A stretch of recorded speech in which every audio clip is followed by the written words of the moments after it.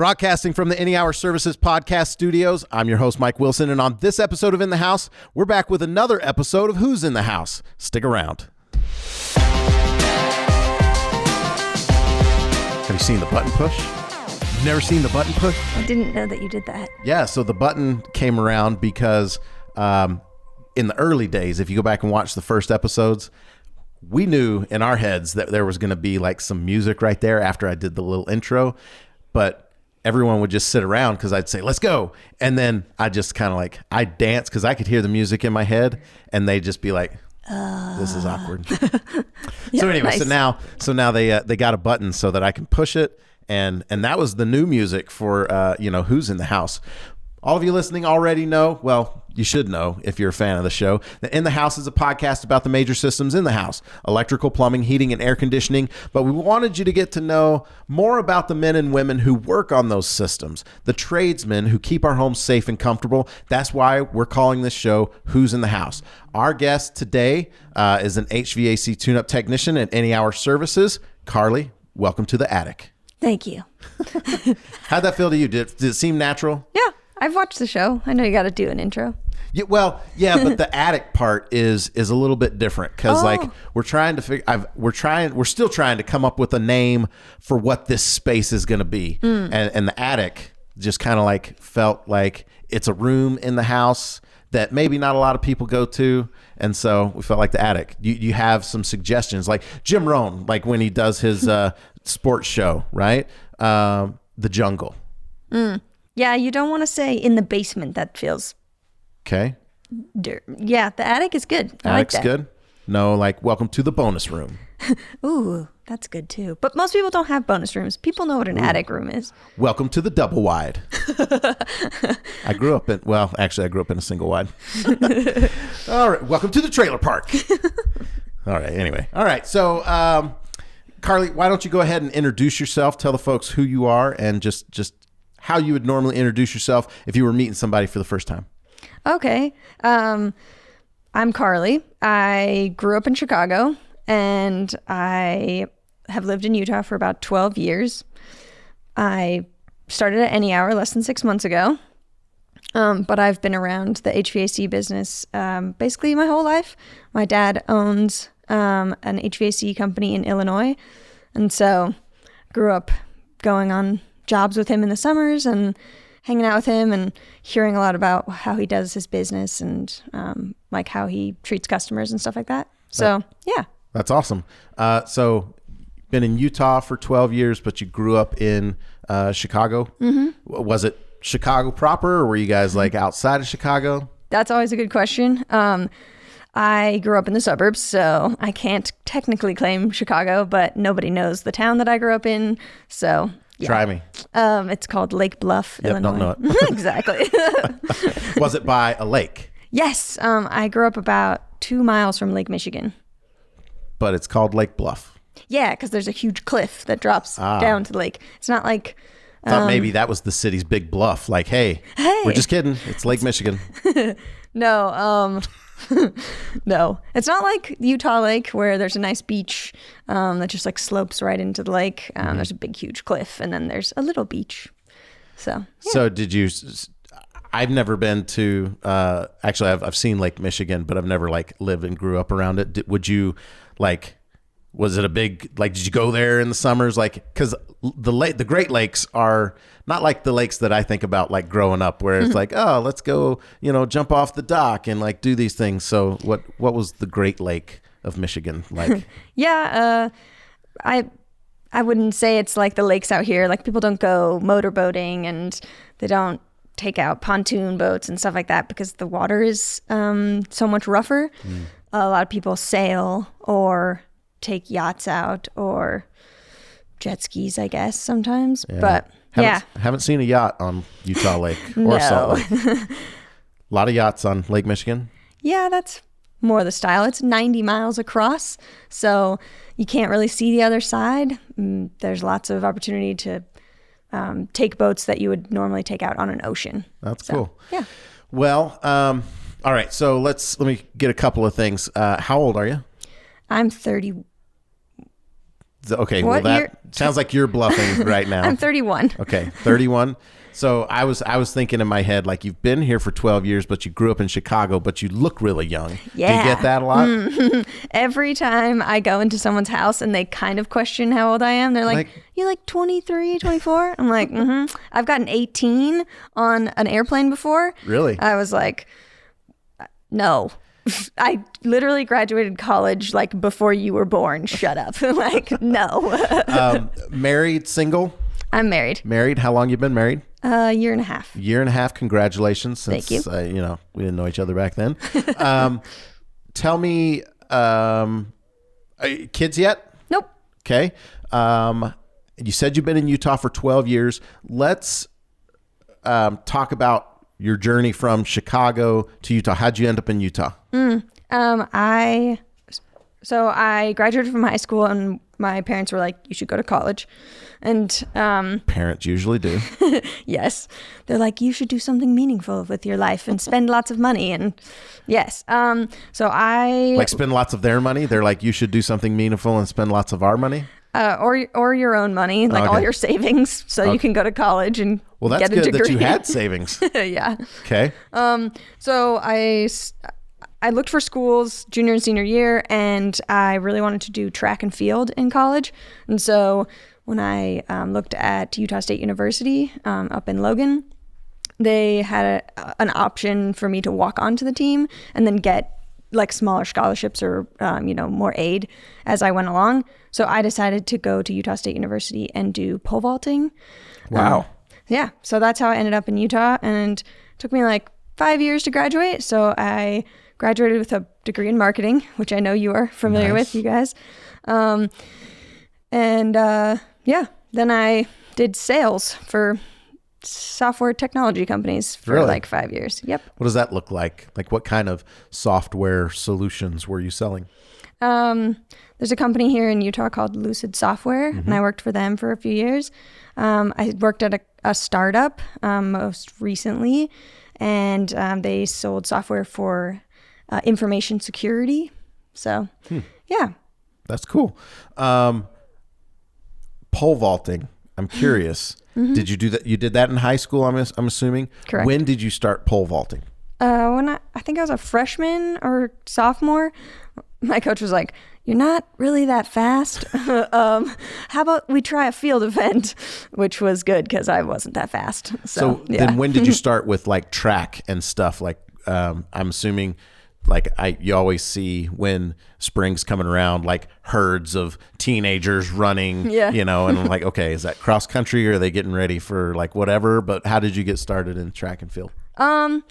I just had friends who were doing it in middle school, which is like 6th, 7th, 8th grade in Illinois. And so I joined the track team, I think my 7th grade year, and all my friends were doing it. So I just hung out with them after school every day. And then in high school, it became a much bigger group of friends. So how big was your high school? Like, how big of a town is Lake Bluff? My graduating class was like 440 people. So pretty good size. Yeah, I think there were like 1,600 students at my high school.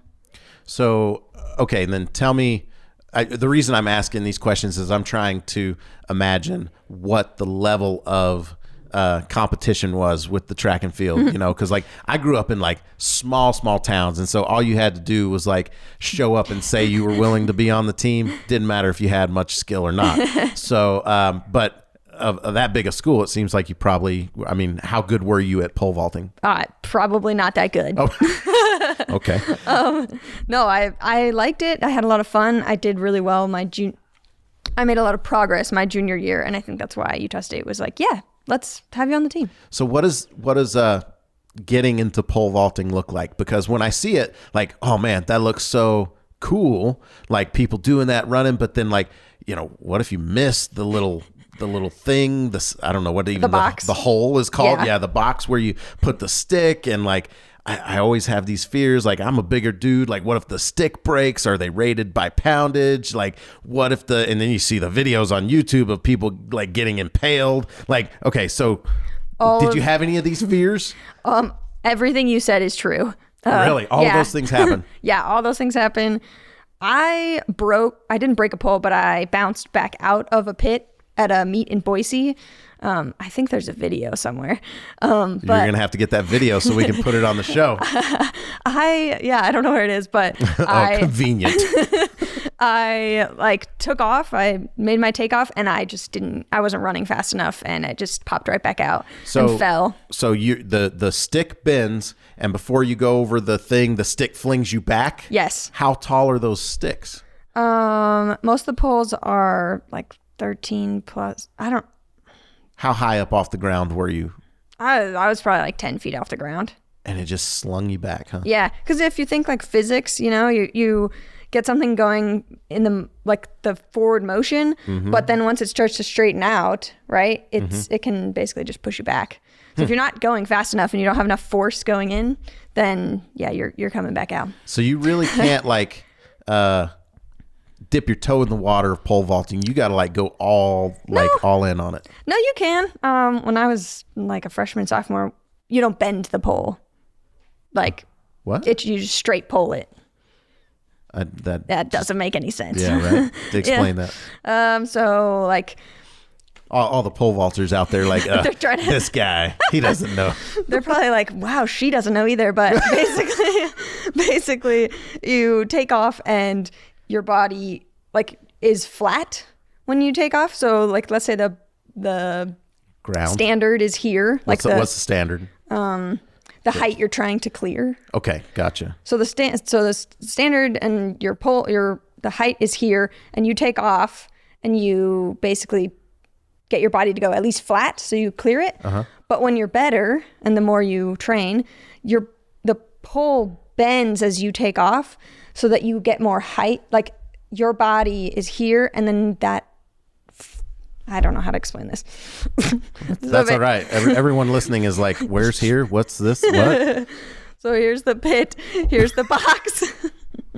And then once you take off, your body is down here where my fist is, and the pole is bent. And when the pole straightens out, your body is up higher. And so the more you can get the pole to bend, the higher of height you can clear, if that makes sense. So you're trying to like run into the thing as fast as possible and like jam the pole into the hole or the box or whatever. And when you first do that, are you kind of trying to move the pole down, or are you just using your momentum and your weight and to like get it to bend? Yeah, just the momentum mostly at the beginning. I mean, when you're a freshman, sophomore in high school, you weigh like, I don't know, 100 pounds. So how high what's your PR? What's your personal best of clearing a standard?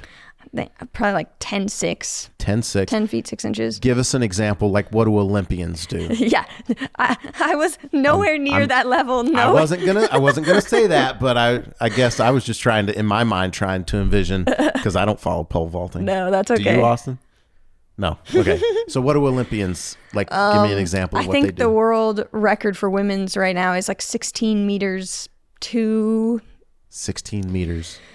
I'm American. I'm off. What's the how many feet is that? It's like 16 or 18 feet. Okay. I'm thinking 6 meters. Okay. 6'2" is, yeah. Gotcha. Someone should verify that or fact check me. we don't worry about facts on this show. We just say whatever and hope people believe us.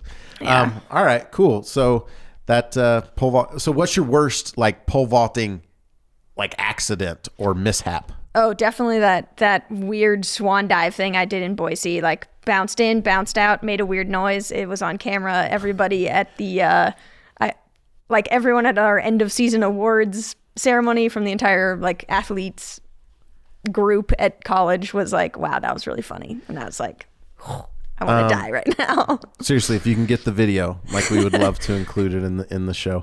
But at what point in the pole vault did you realize like this is not going to end well?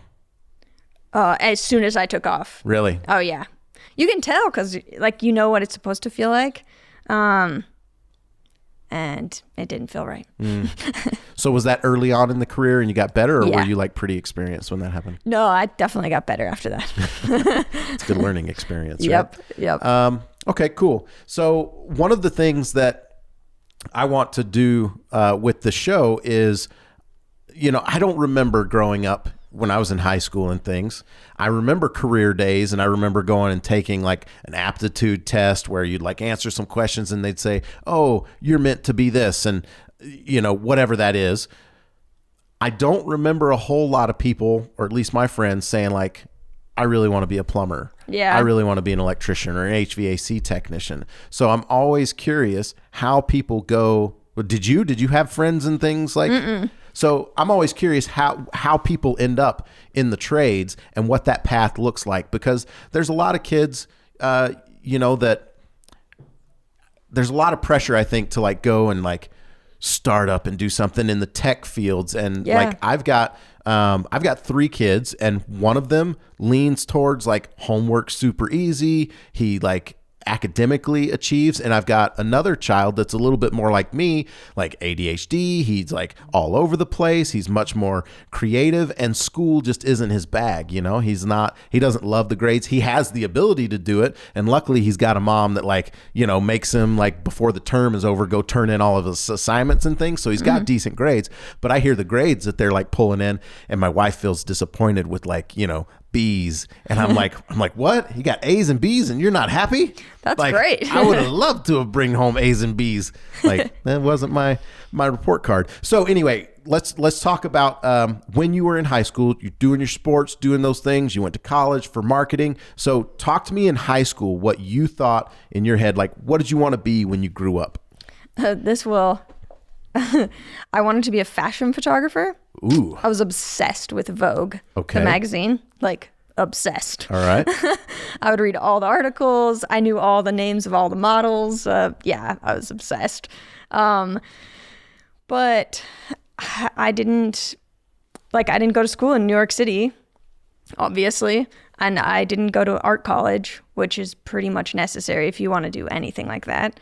So when I got to college, I did start my degree in photography. I think I did like a year and a half, and then I switched to business because I mostly just realized I was at the wrong school to get a degree like that and have that become a career. Was that when you went to Utah State? Mm-hmm. They're not a fashion photography school? No, their photography school, their photography classes are fine. I'm sure that lots of people learn lots of things. So when you were in high school, did you like have the cameras and like you would go around and take pictures of everything? Yeah. So do you have a well-documented teenage like?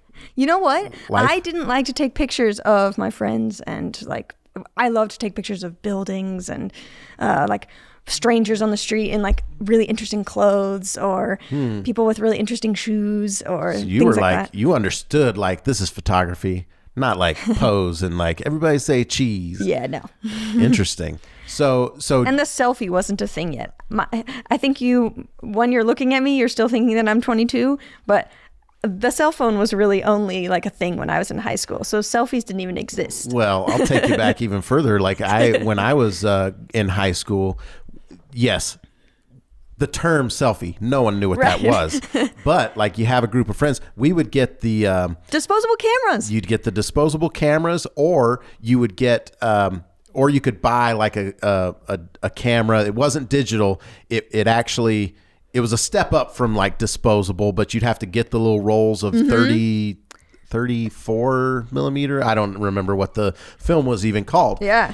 But like we put it in there, and you'd have to take all of the pictures before you even see what anything looks like. Yes. And so, but I had like a little handheld one that I've got lots of pictures of like my friends and things, and we would hold it out there, and you'd have to hope that you were like in the right spot and that the lighting was right. We used to do things where like you'd run and jump and you'd try and time it just right. And anyway, so like kids just don't know how good they have it from a photo capturing standpoint. Yeah. And then you'd like take them to the photo store. And you'd have to wait like at least an hour, maybe like a couple days. Oh, yeah. There was not one, at least I didn't know about 1 hour when I was growing up. And then I remember it coming around. And then like, if your friends like were like, there was no like, text me that picture. It was like gotta make me get a doubles. copy. Yeah. Yep. Mm-hmm. Get doubles. That's right. Gotta get doubles. And then you get the negatives. You'd hold them up to the light if you needed to go in more. It was a whole different world, people. Yep. But did you have like a nice camera, like what they're shooting with and stuff? Like, those types of things. See, I was never that fancy. But okay, so photography school, Utah State, not known for photography. You go into business. What were you going to do with business? So I kind of shifted from like fashion photography to be like, hey, you know what? I could do advertising. I think advertising would be super interesting. It's still like a creative element. And I thought that would be a good direction to shift from because I could still use a lot of my creative skills.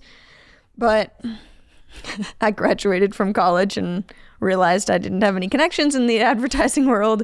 And I became a ski bum. A ski bum, huh? Did you grow up skiing? Do they ski in Illinois? So how did you get into skiing? Just going to college? And I wasn't really allowed to ski until I was done with track. Oh, that's right. That would have been bad. Yeah, no, they don't allow people to do that. And if you go skiing over going to a track meet, they will kick you off the team. Wow. So when you say until you were done with track, you mean like done with college or done with the season?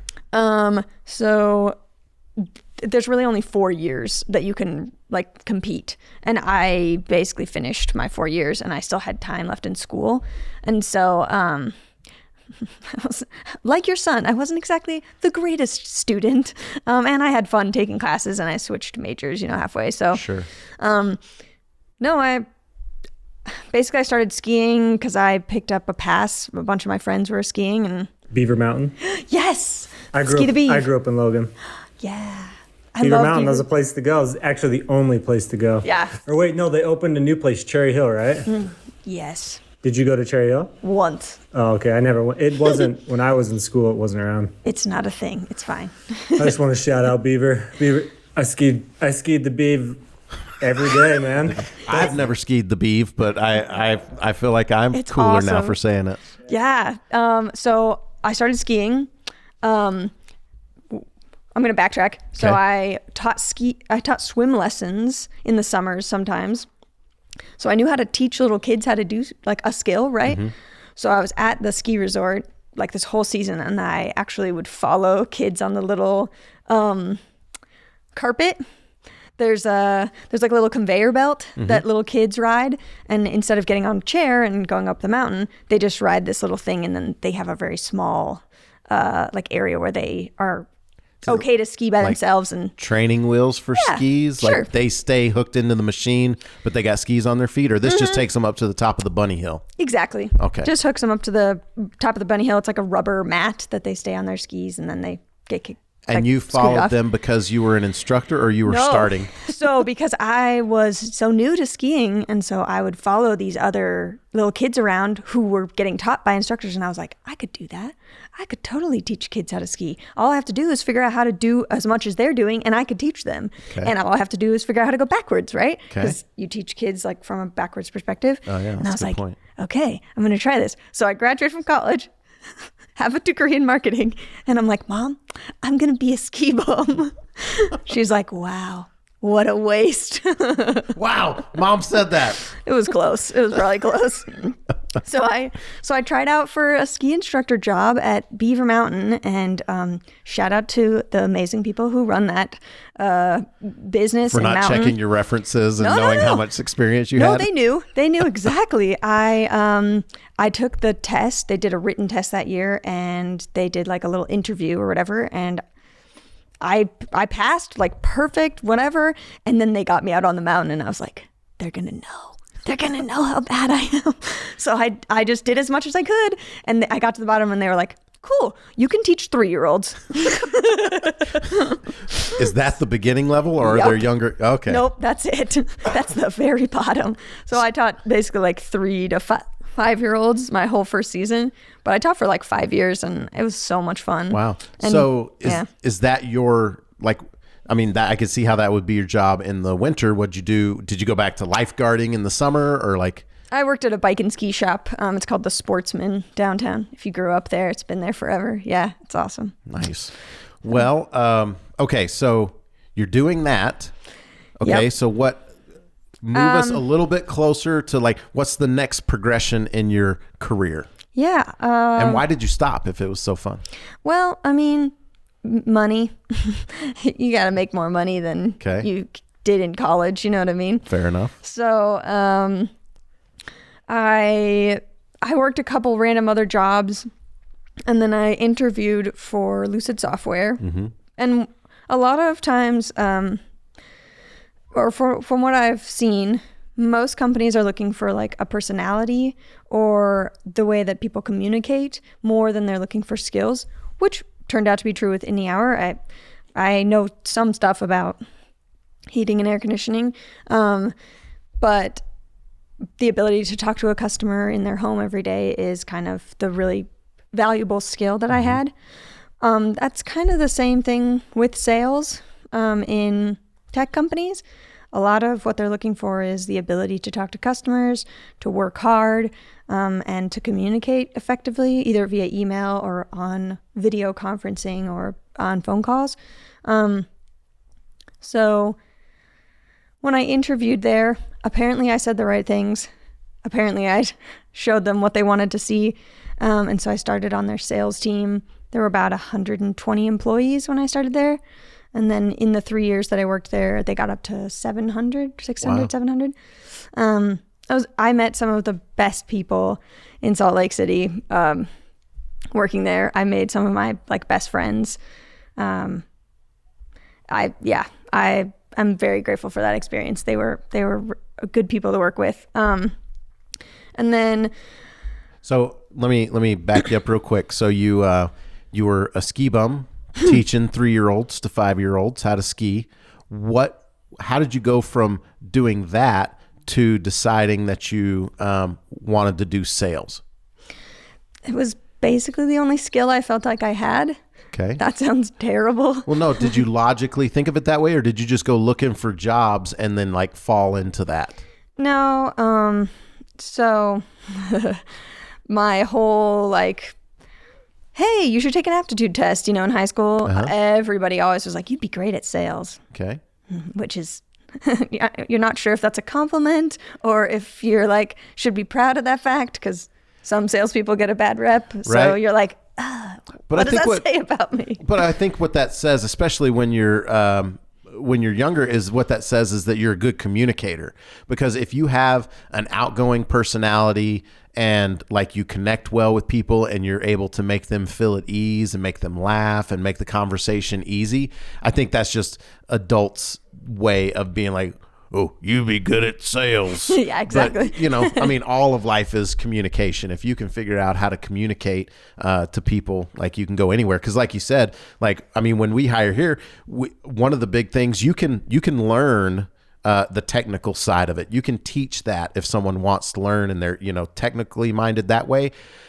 But it's hard to teach someone to have a personality. It's hard to teach them, how to be not awkward in a social situation. You know what I mean?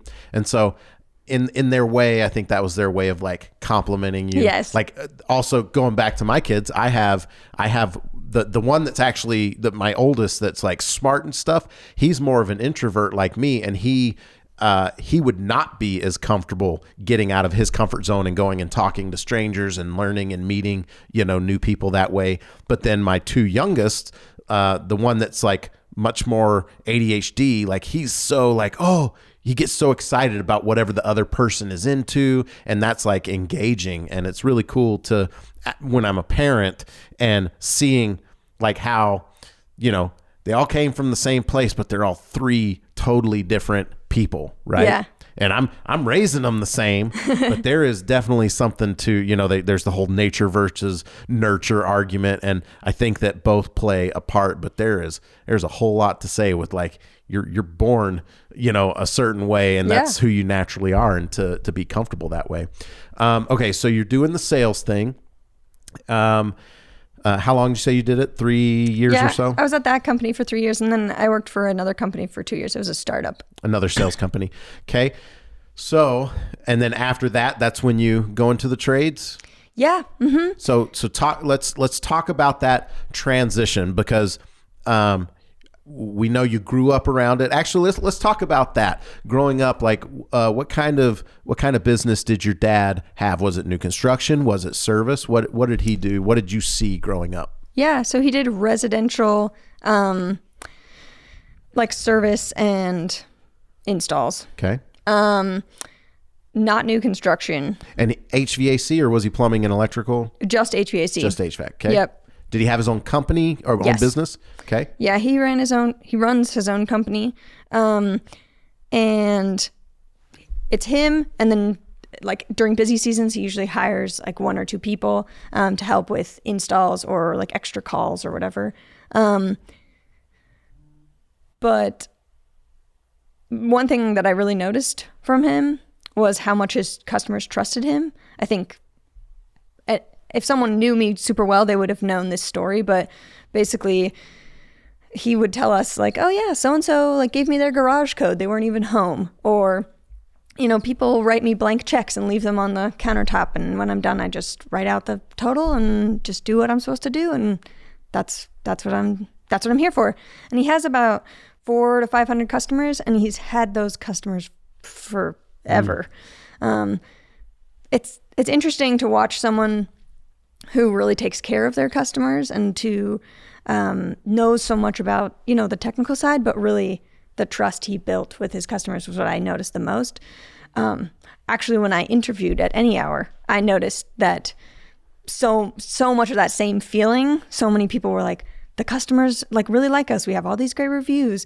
You know, I read lots of the reviews before I interviewed. There's all these systems in place to help the technicians be really successful, but also to help the customer feel like they're getting the best service and the best people at their house. Mm-hmm. So I think growing up around someone who owned a business that was really successful and had customers that were very loyal made me see that no matter what it is, whether I was electrician, plumber, HVAC, like I could deliver this great service because I know what treating a customer well looks like. Does that make sense? Absolutely. You said that like growing up, like did you go on the jobs with your dad? So yeah. Talk to me about that. What would you do? What did that look like? Well, when I was like 14 or 15, I was mostly the tool runner and just running back and forth to the truck.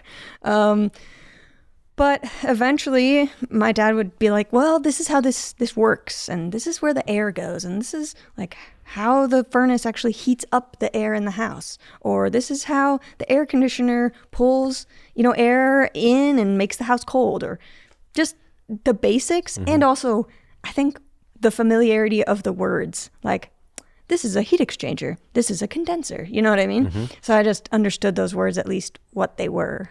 Did he... as you were growing up doing that, did he ever try and get you to did he try and like be like, oh, you'd make a great technician as a career? No. In fact, when I was growing up, he would be like, you don't want to be in the trades. This is not a good spot for a woman to work.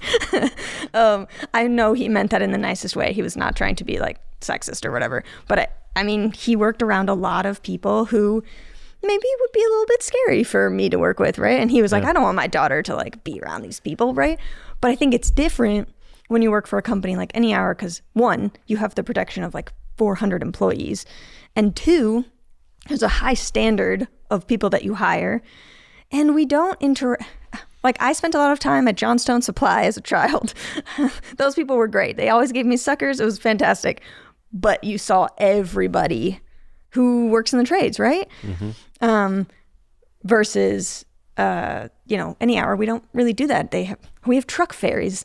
We don't have to like go to Johnstone Supply hardly ever. You know what I mean? That's right. So I think it's different. And he's actually always curious about what we're doing. And I tell him he loves the truck ferry idea. He was like, wow, I really wish I had that. That's awesome. So, all right. So then if he was not discouraging, but like, you know, this I'd say isn't discouraging. A place. Okay. So this isn't a place that you want to do. You don't want to do this. How, like, did you see yourself doing it at that age? No. Okay. Mm-hmm. Then that's what we want to capture. Like, then where did you were done with the second startup sales job. Where did the idea come from? Like, what sparked it? Like, oh, maybe I want to go into, HVAC. Yeah. Sorry, I didn't answer your question better before. What question?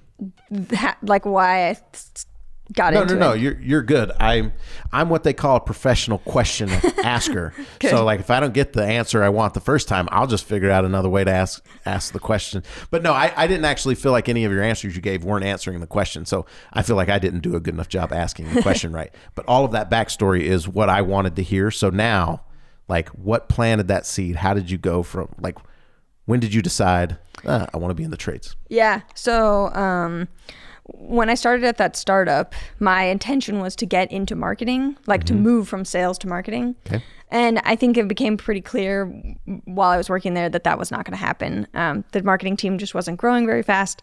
And you get put in a box sometimes and you just stay in that box, right? So about half a year in, I was like, okay, if this isn't going to happen, do I need to find another job? Can I get into marketing? And I think my sales background started to turn the wheels of like, how can you actually make the same amount of money that you were making in sales somewhere else? And marketing is not, I have lots of friends who are in marketing. They're like, that's not the choice. Don't do that. As much as I love doing marketing, I help a little startup on the side do their marketing, and I love working with the founder. But the choice was really like, do I keep doing sales and be miserable, or do I find something completely different? And you asked me earlier if I was married. My partner is extremely supportive. He was like, whatever you want to do to be happy, because you are miserable. Sales is extremely stressful. Sure. And it's extremely stressful. Super high highs, super low lows. Yes, exactly. Yeah. So I thought, what else do I know enough that I could do something? And then it was like a year of thinking about, could I do a trade? Could I do something else? And I kept talking to my dad, and he was like, well, it's good money. Like you could probably be fine. If nothing else, you can start your own business, 10 years down the road once you know enough. There was all these different things that kind of fell into place. I don't usually have like a spark of inspiration and make a decision. I like to think about things for a long time. And so, yeah, it was a year of thinking about it and talking to my dad, and then talking to companies and seeing how the pay structure works, and then interviewing at Any Hour kind of solidified all the things that I thought would be possible. And I was like, yes, let's do this. Okay. So in the story timeline, you were up in Logan at some point. How did you end up back? Did you make the move down here when you were working for those startups? Yeah. Okay. Yep. Yeah. Those software companies are both based in along the Wasatch Front. Yep. Gotcha. Okay. And so then you decide, I want to go into the trades. Was it, I want to go into the trades, or was it like, I want to go into HVAC? HVAC. Okay. Yeah. So talk to me about what that process of figuring out what company you wanted to work for. What did that look like? How'd you start the process? Walk me through that. Yeah. A lot of it was how well the job descriptions were written. And I don't know if that's your department that does that, but that's the recruiting department. The recruiting department does a very good job of writing their job descriptions. I think because I had come from working in a business industry, I wanted to see that same level of professionalism in the next company I worked for. And so the way that what word did I just say? Job description. You were talking about job descriptions, yeah. I completely lost my train of thought. I was trying to think the very last word, but no. Job description, okay. So the job description was written really well, and then the reviews online really helped, because I had all this experience with someone who ran a business that the customers really cared. And so if the customers were willing to write, 6,000 reviews or something that Any Hour has? Actually, on Google, we're almost to 10,000. 10,000, yeah. Yeah, Facebook's got almost 1,500 to 2,000. There's a lot of reviews out there for us. Yeah. So and most of them good.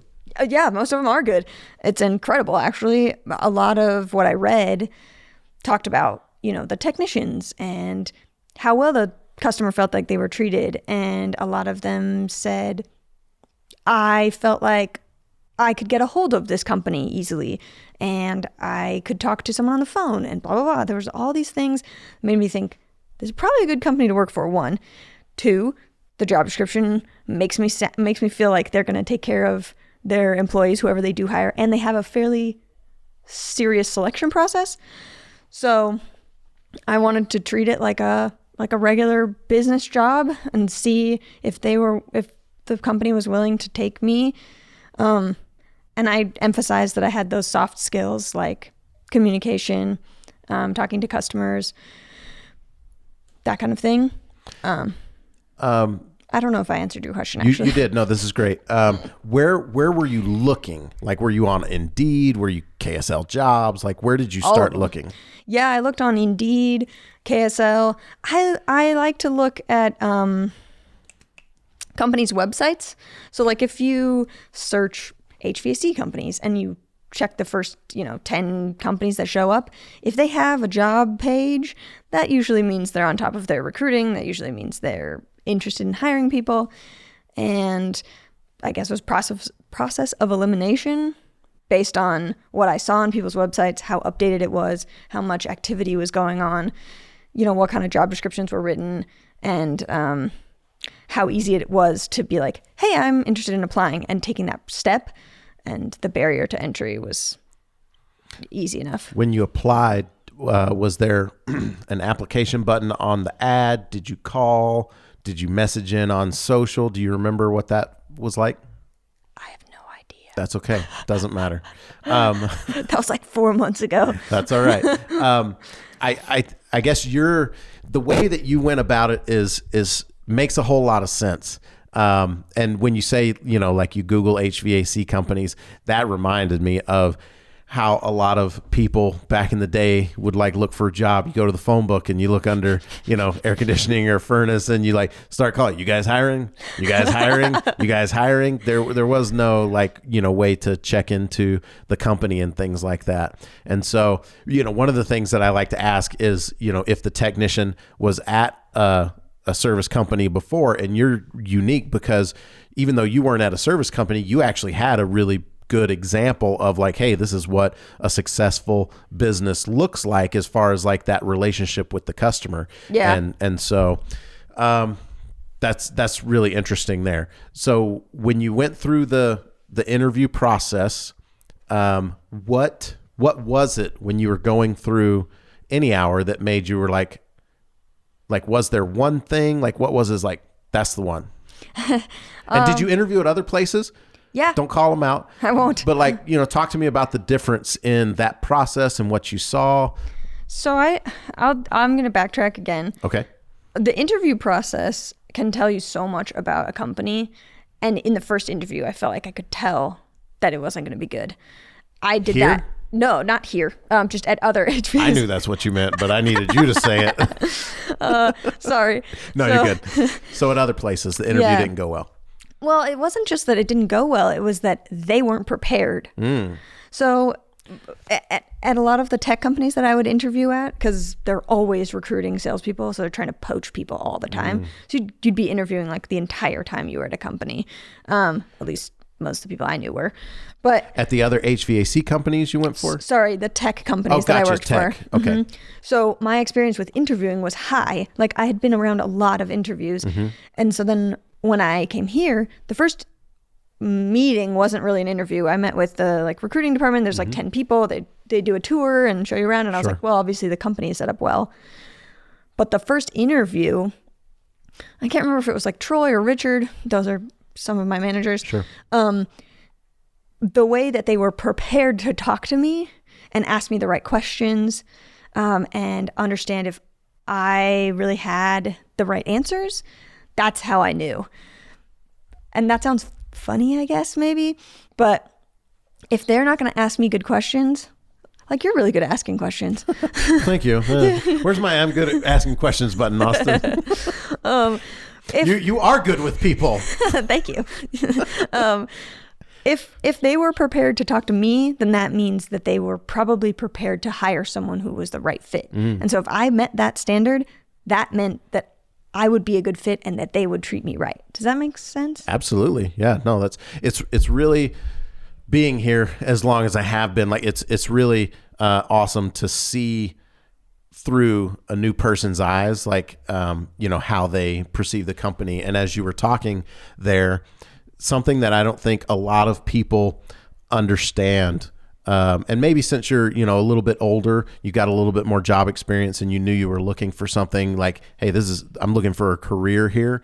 They don't understand that, like, part of your career success, like, this is a relationship. It's not just how hard can you work, how can you do this. Like, you've got to trust the company if you're going to go and work for a company, you've got to trust that company. Yes. that their core values are right, that they do believe in you winning and the customer winning, but also the company has to be profitable. And so if you don't get a good vibe when you go in to, like, meet with somebody, like, it's just like dating a person. Use your intuition. Yeah. Like, if you show up on a first date and, like, they ask you to pay for it, or, well, I mean, I would pay for it, but, like, or if, they didn't take the time to get dressed up or bathe, like different things like that. If they don't care enough about those things to make a good impression on you, if they have the mindset of, like, you're here to impress me. Exactly. That's a good way to say it. Right. Mm-hmm. But, like, the way we look at it is, like, we are trying to attract the best people out there. And in order to attract the best people, you've got to be attractive. You've got to be on your game. You've got to be good at the stuff that you do. And so anyway, I'm glad you talked about those things, because that's something that, even when I, was in the job market, I don't think enough people think about it long term. And maybe that's because they're short-term thinkers, and they're just like, this is just a stepping stone. I'm going to do this until I do something different, stuff like that. Yeah. You mentioned earlier that you've worked here for a while, right? Mm-hmm. That was the other thing that I noticed. Richard and Troy had both worked here for a really long time, and they had also progressed inside the company. Yep. That was really interesting, because progression inside of a company, like hiring from within, is an extremely attractive trait about a company, because that means that they value their lower level employees. Not that tune-up techs are lower level, but sure, they're kind of starting at the bottom, right? So, like, they bring people through the system at the company, and they show them a path right from the beginning, right from the interview process, that there is a path to grow at any hour. And the company keeps growing, so of course there will be more opportunities to try and grow at the company, and that's why people stay. Man, you make so many good points. You're not only am I a great question asker, you're a great guest. Thank you. This is like a good combination here, because, like, if you think about when you said that, I was thinking, like, so if growth and opportunity is something that you're looking for, if you go into a company and it's, like, family owned is a great thing. Mm-hmm. But if they are family owned and they've been the same size for, like, 60 years, like, that's a good question to ask when you go in, is, like, what's your growth plan? Yeah. Because if there is no growth, your only way into another position is if somebody quits or dies. Yes. Right? Yep. And a lot of those family-owned companies, there's, like, it's nepotism. Like, the dad took over from their dad, and then the son is in line to take that. And it can be discouraging for people when they come in and they're like, well, I know I'm never going to get to this position because that's Frankie's, because he's, Joey's son, whatever, those types of things. And so, the culture that the ownership has created here is so good. Like, if you are good at what you do and you are willing to put in the work and grow and develop, and that's when you said that people have progressed. I'm trying to think if they said that all the managers had been here.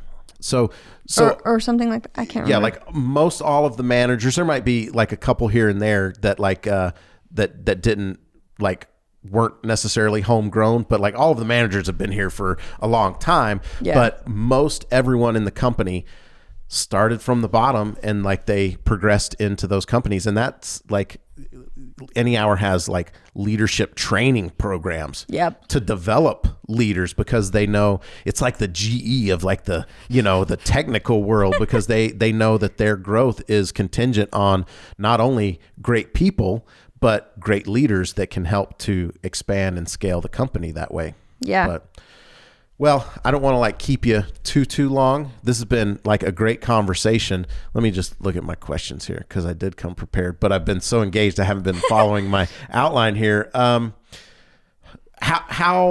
So you had this thought of like, okay, Any Hour's the company. I'm going to go. You obviously, chose to come and work here. Been here for 6 months. Has the new worn off, or is it still like?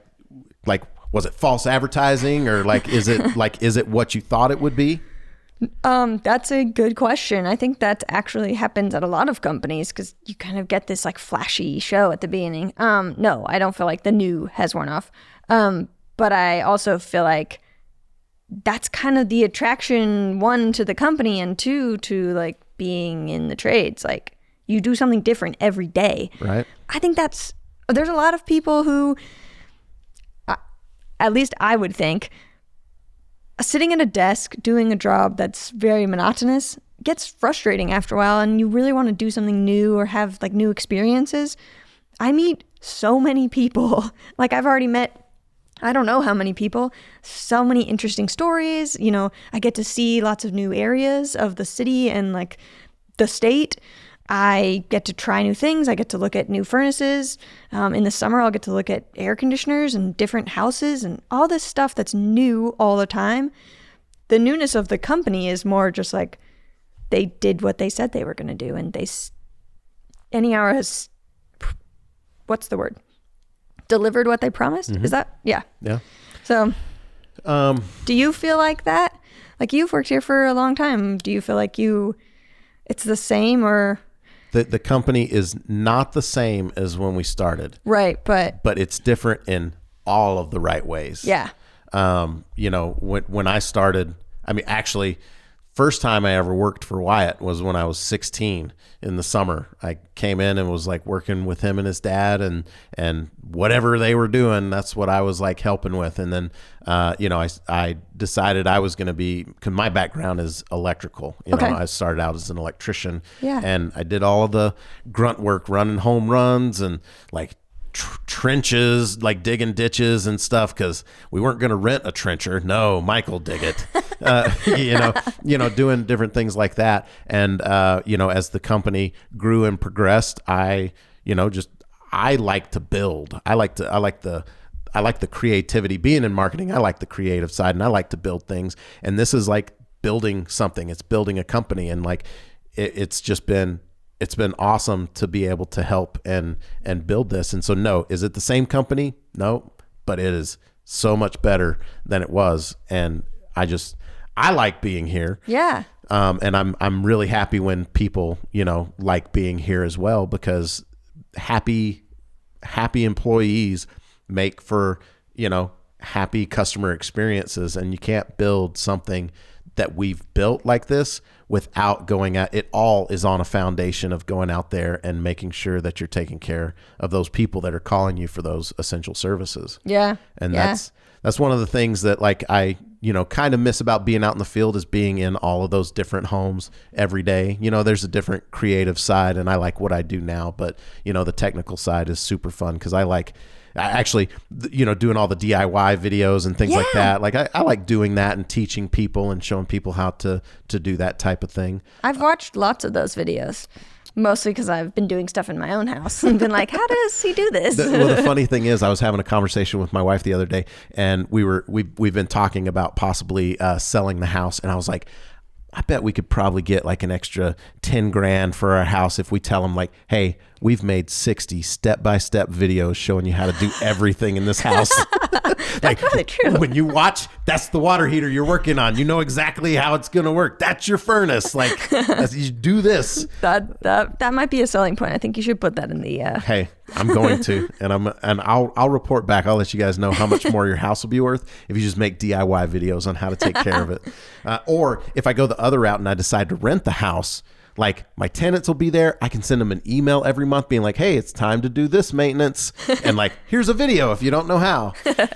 But anyway, what's your future plan? You're like new in the trade game. Like, do you have a long-term plan or like future goals for your career as a technician? I would love to get good enough to be a trainer. Because I liked teaching swim lessons and ski instructing and that kind of stuff. Teaching is fun. And I think that's a good way to help the new people feel like they can, I don't know. The trainers who taught me made me feel like everything was possible. Mm-hmm. So I would want to pass that on if there was awesome. An opportunity, I guess.